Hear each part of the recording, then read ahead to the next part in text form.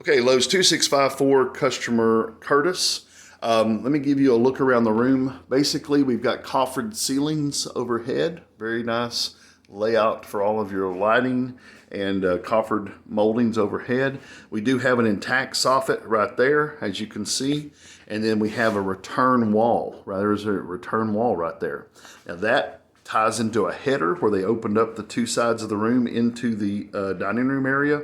Then you've got a small header over here.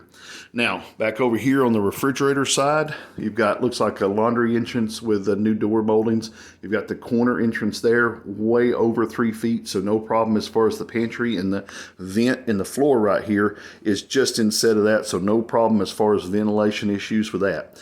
Look back here behind the refrigerator. The center of that water line is at 22 inches from the left-hand wall, but the receptacle for the refrigerator is at about 16 or so. So either the receptacle will have to be inside the pantry, or it needs to be moved one stud cavity over directly above the water line. It would be easier at this point to move it, and that way there's no safety issue with it being inside of the pantry. We'd have to drill a hole in the side of the pantry to be able to plug the refrigerator up if you did that. Now the other thing here, electrical here and here, I have electrical there, but that electrical is actually going to come out to be just inside of the panel. So I'll make a mark on the wall here for you to let you know where that's going to be at. That may be something that you want to put another one along this wall. Now, looking at the coffered ceilings, if you look, it is 94¼ inches from the bottom of this molding to the floor. 96 or so to the center of that. So if we did a 93-inch cabinet like you have in the design, it's going to cover part of this lighting. So you're going to have shading, you're going to have shadowing come down over the front of your refrigerator and your pantry area. But if we were to go to a 84-inch cabinet, which is the height that these are here now, these are 84. If you ever go to an 84-inch cabinet with like a CM8, a small molding at the top, that would not give you that much shadowing across the face because you're down away from it. Plus, it'd make easier if you had to paint or if you had to change the light bulb or whatever above it. You would essentially have this much room with just a small molding across the top. So CM8 with 84-inch cabinets is what I would recommend. Now, this cabinet here is about 39 inches, but I know they make a 39/30 and a 39-inch base.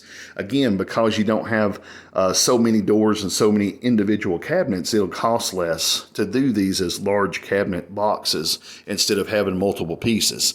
Good deal on the left-hand side, the 1-inch filler against the left wall, but remember we need restrictor clips if we don't have rollout trays. If we're going to have rollout trays, we can't use restrictor clips on that pantry. But likewise, we need a 37-inch space for this refrigerator.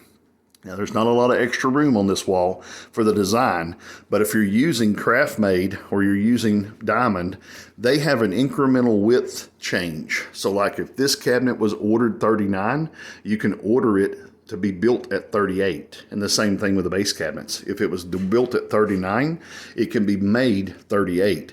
So incremental width on this wall would help you out quite a bit because a 36-inch refrigerator opening is barely going to fit the refrigerators and stuff that are out there today. In fact, they will scrub when you push them in. So we need a 37-inch opening here if we can get that to fit around the refrigerator, at least 37 inches. This molding right here represents the measurement point I took. You can see there's a switch there, but that is actually going to be wider. He's going to build out, put a face frame to it. It's going to be wider. He just put that up for me to measure to on that wall. Now, over here on this wall, we are not going to have the sink in the center of the window. The sink is off center of the window to the right. Customer knows that. Plumbing underneath, I have that measurement on your actual drawings to make sure that our plumbing, centerline drains, all that stuff will work.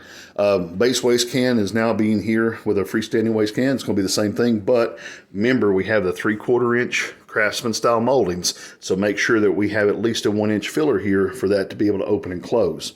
Again, on the incremental change, if this had to be a sink base next size smaller to be able to put a filler against that wall, we need to make sure that happens so we have room for that to open and close. Now, otherwise, up here, this is a full 15-inch cabinet all the way to a 0 margin. Now, this is standard overlay. See that 1 inch is there? So you got plenty of room for that to open 90 degrees. But if we did a full overlay on this wall, then a full overlay is going to pretty much rub that wall and would have to definitely have restrictor clips on it to keep the handles and knobs off the wall. So I would recommend that you look at a standard overlay cabinet overall because of cost and budget, as well as the way these are laid out. You're going to have more room. Here's what I mean. If you look, you standard overlay, you've got about 1 inch of space here above the doors. Well, we could put a small cove, like an inside corner molding that looks like the crown molding that's on the other side, or even a soffit crown molding, SCM8, could go up there. And then that way, when you put your accentuated panel here across this, it'll have a nice finish detail up above it. Instead of it just being caulked in like what this is, something that would actually match the soffit. The soffit is 14 inches deep, so there's no problem with that height and depth, and the 30-inch box is perfect. But when you actually have a full overlay door, and that door comes all the way to the top of this here, then you're going to potentially rub the edge of that. So we want to make sure that maybe a standard overlay would work better. Now here's the other thing. This is a 12-inch cabinet in your design. They have ductwork in there. We definitely have to stay exactly center line with where this is so that we don't have problems with that ductwork. Her son is an HVAC person. They're actually going to have him rework this duct after we install the cabinets. And he's going to move the electrical right there up about 6 inches from where it's at. Put it about 6 inches center down from the ceiling. The electrical for the stove and everything is right center of that pipe above, so we don't need to move the stove left or right. But in your design, I did not see any kind of filler against this left-hand wall. In fact, it's an obstacle in your design. It just stands there as an obstacle. So we need to make sure we add that as a wall, because when you're molding or your filler jumps over, you're also going to have this bottom cabinet come across.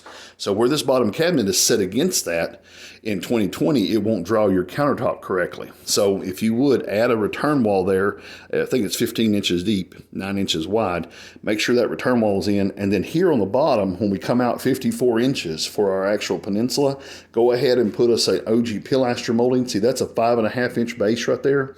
Put us a 4.5 inch OG pilaster molding to run down the back of that island across the side of it and return and give it a nice finish look like he has in the other room in here.